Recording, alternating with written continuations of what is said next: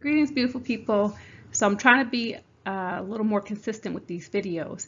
And in this video, I'm going to give you a recap of weeks 1 through 10. I'll talk a little bit about weeks 11 and 12. And then I'm going to talk about personality and social psychology, as well as what to expect on the group project and test 2. I'll finish up with talking about the Achieve platform and also some things you really should know. Hey y'all, so I'm gonna start off with the points. Right now you could have earned up to 255 points from weeks 1 through 10. Now obviously not all of the points are graded, but I've been doing my best, so the stuff that's not graded you can estimate.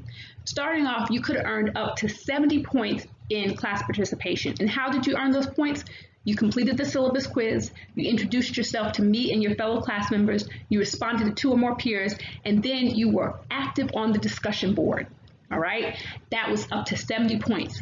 Next, you could have completed some Achieve assignments, and these Achieve assignments allowed you to play with the information, right? You went deeper by doing these thinking critically activities, and how would you know? And also, you looked at some adaptive quizzes in Achieve. All right, so that was 65 points. We had our first test, and the scores were not so great, but I did offer 10 points extra credit, and you could have earned up to 50 points on that first test.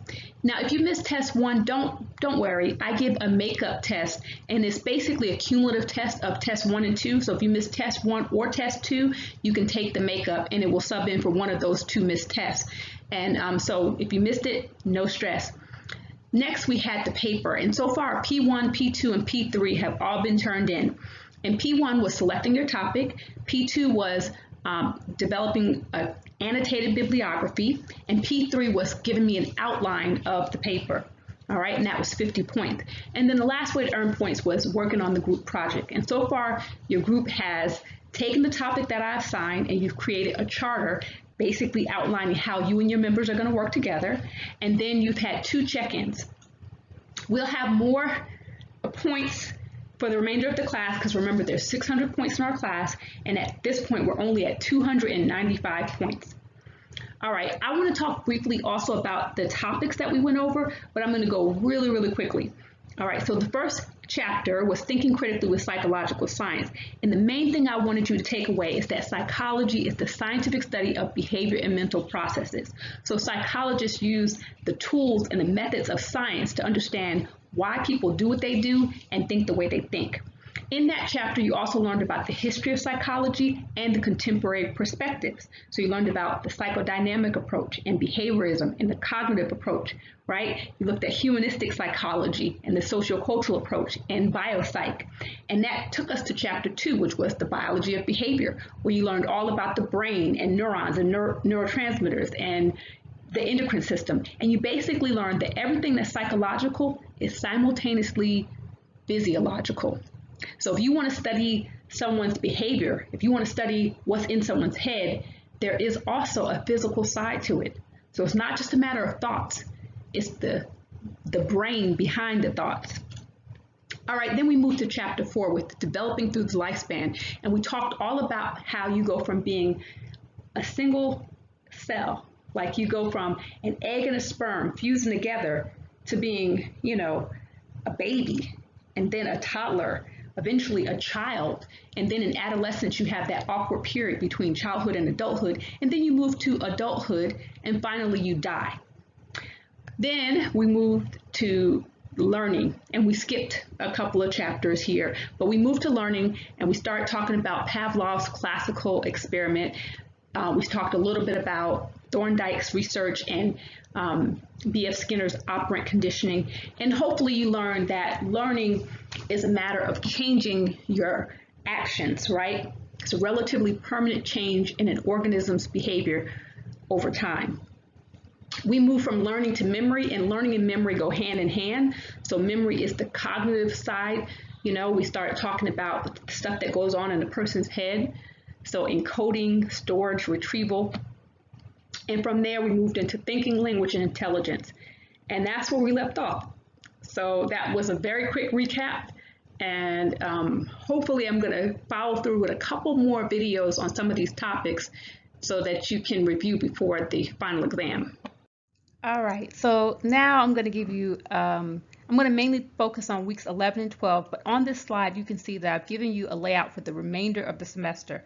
So I have moved P4 from the position that is on the syllabus to week 13. So on this slideshow, I'm going to mainly focus on week 11 and 12. Now today is Friday, so you're at the end of the week. Hopefully you've already completed the Achieve assignment, but if you haven't, then you can still get it done by Sunday. And all you'll do is go to Canvas, click on Macmillan Learning, and then you click on Achieve, and then you'll go to Personality and complete the assignments. And there's about 5 or 6 assignments that you have to complete. And then when you're finished with that, you'll go back into Canvas and you'll click on Achieve 4, and you'll just reflect, answer 3 or 4 questions about what you learned, what you liked, what you disliked, and you'll get 20 points. You don't have to do it all in one day, but this assignment is due by Sunday. Now, I've received a lot of emails and a lot of complaints about the 11:59 deadline, and they're saying, hey, I thought it was due 11:59, but it's not, and can you change it, Ms. Sims? Well, because I couldn't change it to 11:59 on Sunday, I just moved it to Monday. It stays at 12 a.m., but I moved it to Monday. So that way, if you finish it by 11:59 on Sunday, you're good. But if you need a few hours on Monday morning, you could still get it in and it would be okay in Achieve. Now, in Canvas, it's still set for 11:59. So, let's get that done. Now, you can earn 20 points for doing that.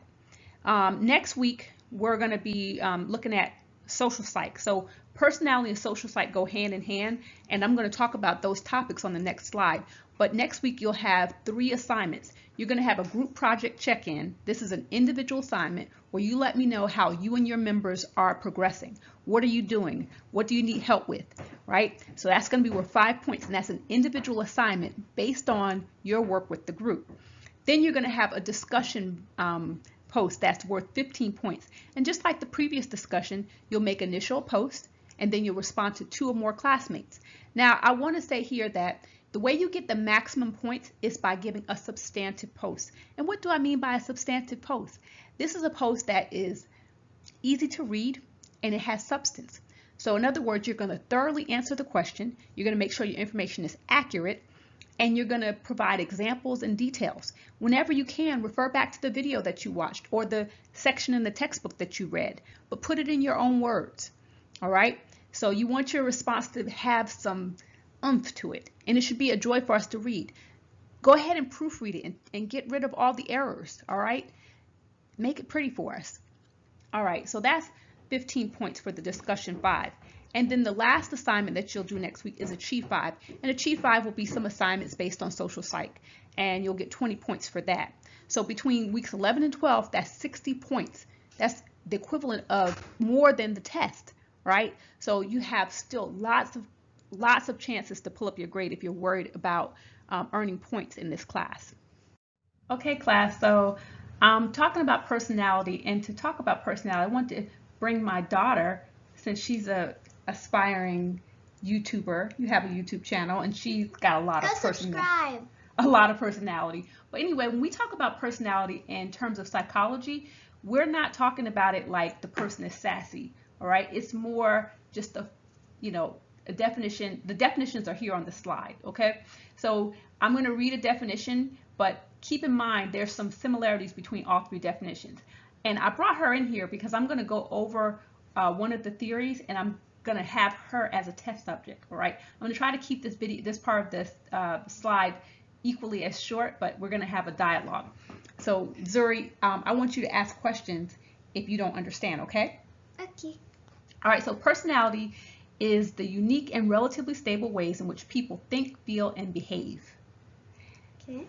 And what that definition is saying is similar to the other 2 definitions, even though they're different, is that every person has a unique personality. There's no 2 people that have the exact same personality, not even twins. Can you? Good, because there's actually 2 twins at my school, and I've been in both of their classes, and they are not the same. All right. In addition to them, to the personalities being unique, personality is relatively stable. So in other words, it's consistent over time. People can tell that that's your style, that's the way you are, that's your personality. Do you understand what that means? Yes. All right. And then the last part of it is that personality can change. Even though it's relatively stable, it can change. So do you think you have the exact same personality now as you did when you were really little? I used to like pink, but I don't anymore. Okay. So personalities can change over time. All right. So the last thing I want to do with you is I want to tell you about one of the theories. So here on the slide, you see where it says theories? Mm-hmm. There are several different theories. So there's the psychodynamic theories, there's humanistic theories, trait theories, social cognitive theories, and then there's exploring the self. And within each of those categories, there's several theories, several different psychodynamic theories, several different humanistic theories, several different trait theories. Do you understand what I mean by that? Yes. Okay. So now I'm going to teach you a little bit about trait theory. Have you ever heard about trait theory? No. There's a trait theory that's very popular called the Big Five. You want to guess how many traits are in the Big Five trait theory? 5. Exactly 5. And they spell out the word ocean. So O-C-E-A-N. Cool. Now, O stands for openness. Openness, someone who's high in openness is very imaginative, very creative, and they're willing to try new things. Someone who's low in openness, they like routine, and they like the same type of thing. They don't want to try new things. Would you say that you're high in openness or low in openness? I'm gonna say that I used to be low in it, but now I'm pretty high. Can you give me an example? So my diet used to be like, I was basically the most picky eater on this planet. Okay. Now I'm trying to open up my diet to like more things, like fried rice with vegetables. It's really good, by the way. And I'm trying eggs in fried rice, but still eggs. And I also want to try, I don't like octopus, so I probably wouldn't try takoyaki, but I do want to try some Japanese dishes, like coffee jelly, which looks so good. Think we can get some of that sometime? Maybe. Okay, so what I hear you saying is that you're willing to try a lot of different foods. You wouldn't just stick to the same thing. That's a really good example of openness. And mind you guys, I didn't prep her. This is all on the spot. Yeah, all right. She just asked me to be in a video, and I was like, yeah, sure. Okay, so we're going to just go over, I'm going to just say what the others are, but we're only going to go over one more in detail because I don't want the video to be too long. You got that? So C is for conscientiousness, E is for extroversion, A is for agreeableness, and N is for neuroticism. Of those, which one do you want me to go over? So O is for openness, C is for conscientiousness, E is for extroversion, A is for agreeableness, and N is for neuroticism. Because it's Big Five, so. Sounds like introverted.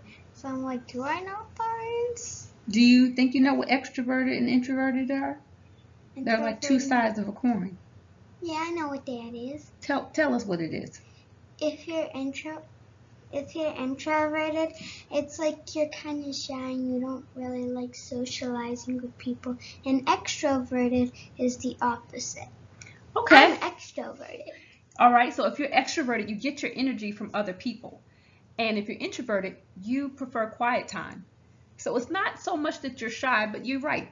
Shy would be a good synonym, but it's more that the person just prefers to go inward. All right. What about neuroticism? Have you ever heard of that? No. Okay, so neuroticism, another word for that would be emotional stability. So if you're very neurotic, that means you're very anxious and high-strung and you're on edge and you're like a worry wart. But if you're emotionally stable, how would you be? You'd be non-neurotic? Right. In-neurotic? No, if you're emotionally stable, how would a person who is calm? Okay. Or, like a tree.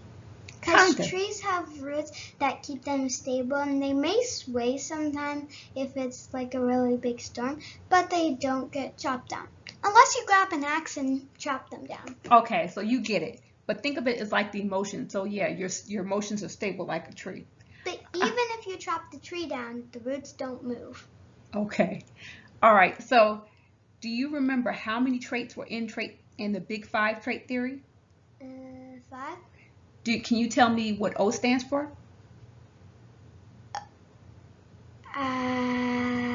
Openness to new experience? Yes. And what did E stand for? Introvert and extrovert. That's right. Okay, thank you. Thank you, Zuri. Wait. That's it. Say bye to the class. Okay, bye. Go subscribe to my channel. Okay, so social psychology is the scientific study of how we think about, influence, and relate to others. So social psychologists study topics like aggression and intimacy. They study conformity in cults. They study perception. So the idea is even your view of yourself is influenced in part by how others have shaped you, how others have raised you, or helped you succeed, or even put you down. So social psychology is a fascinating field, and I strongly suggest you read the chapter, watch the videos, and go all in. If you're interested in this topic, I teach this class. It's SOP 2001. I'm teaching it this semester, and next semester Professor Bernhardt will be teaching it, and then I teach it the following semester. So it's a wonderful class. I can't say any more about it. If you're wondering, there is a difference between sociology and social psychology. Okay, so a sociologist might study marriage and divorce rates in a whole group, right? Sociologists care about the entire group, whereas a social psychologist is going to care about the individual and how that individual is influenced by the group. So a social psychologist might study this individual person and what it means to be married or to be divorced, whereas the sociologist would look at the entire community and talk about divorce in general and marriage in general. For more on the group project, watch the other video that I posted. But for this one, I just wanted to remind you guys that the group project is worth 100 points, and the due date is the 19th through the 25th of April. So before you know it, that due date will be here. We're going to have another group project check-in coming up pretty soon. But really, I'm hoping that you and your group members are working together. Remember, the final product is the equivalent of a 15-minute presentation. So if you have 5 members, that's basically 3 slides per member. All right. Now that 15 slides does not include your cover slide or your reference slide. And you should have a cover slide that tells me the topic and lets me know who's worked on the project. And you should have a reference slide that includes all the resources that you used when you were researching your topic. So you can do a PowerPoint, you can do a Prezi, you can do a YouTube video, you can do a Zoom video. You can make a fancy PDF. It's not a paper, it's the equivalent of a 15-minute presentation. Don't forget that you'll want to either use voiceover or use speaker's notes. And I'm going to grade you on how thoroughly you discuss your topic, how creative or original your presentation is. I'll be looking to see, did you accurately discuss your topic? Was your topic narrow and specific? And did you refer to legitimate scholarly sources? And, I kind of look at teamwork also. We don't want a choppy presentation. We want the final project to be polished. It's worth 100 points. So that's the equivalent of 2 tests. So kind of a big deal, people. Test 2, some basic information. So just like test 1, this test will be proctored via HonorLock. So if you haven't taken the HonorLock practice quiz, you're going to want to do that. If you don't want to take the test with HonorLock, then you can take it at the testing center, but you have to make an appointment, and you usually need about 48 hours notice. So if you're wanting to do it at the testing center, you need to think about that now. But anyway, if you do use HonorLock, which is the only other option, you got to have a camera and a microphone and a valid photo ID. If your test is flagged for cheating, you will automatically be given a 0, and then I'll go back and watch the video and I'll look at the flags and see why they said that you were cheating. If it turns out that you weren't cheating, then you'll get your original score back. If it turns out that you were cheating, then obviously you would get a 0, and we'd have to talk about academic honesty and integrity. But hopefully everybody's going to be on the up and up. For this test 2, you get 75 minutes to answer 50 multiple choice questions, and you are allowed 1 8.5 by 11 cheat sheet. So that's like a standard typing paper. Now the topics for this next test is going to be thinking, language, and intelligence, personality, social psych disorders, and therapy. So you're going to have a total of 5 chapters on this test, similar to how the first test you had like 5 chapters, but it's a lot of information. I suggest to start preparing for the test now. Achieve. So first of all, I want to let you know that you have access to a textbook and resources that really are valued at over $100 per student. By being a part of this Achieve study, every student in my class has the free ebook and all of the whole Achieve platform available to you. So this is a wonderful tool that you should be using, okay? Now, whether or not you decide to participate in the study, that's optional. However, completing the assignments, that is mandatory. That's a requirement for this class. So if you're aiming to get an A or a B, you really need to do the assignments. And I think that the reason why I am pushing Achieve is because the critical thinking activities, the learning curve activities, the practice quiz, the how would you know, all these different activities, they give you a chance to play with the information. They give you a chance to move up the ranks of higher order thinking. So going from a base level of just finding out what the subject is or what the topic is, to actually applying it to scenarios, to imagining how this information is useful in your everyday life. So with that said, this week you'll have several Achieve assignments, and you're going to need to log into Canvas, click on Macmillan Learning, and then click on Achieve, and then complete the Achieve assignments. Once you complete the Achieve assignments, you'll go back into Canvas and you'll reflect. Now, you don't have to do this all in one day.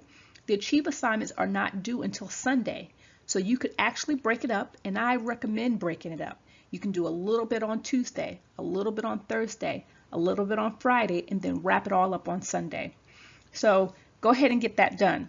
Now, if you haven't participated in the survey and you're interested in being a part of the experiment or the study, you're going to want to go to the announcements in Canvas and read the announcement that I posted about the Achieve study and click on it, and then go ahead and complete the survey.